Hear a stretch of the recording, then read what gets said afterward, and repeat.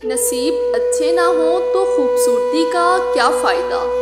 दिलों के शहंशाह अक्सर फ़कीर हुआ करते हैं। किसी के चले जाने से कोई मर नहीं जाता, हाँ मगर जीने के अंदाज बदल जाते हैं।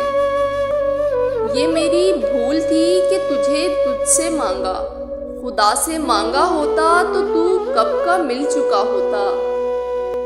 तेरा साथ ना मिलना मेरा नसीब ही सही, लेकिन मेरी किस्मत में लिखा है तुझे टूट कर चाहना। जिंदगी पल भर में कितना बदल जाती है, वरना जिनके लिए जीते थे उन्हीं के बिना जी रहे हैं।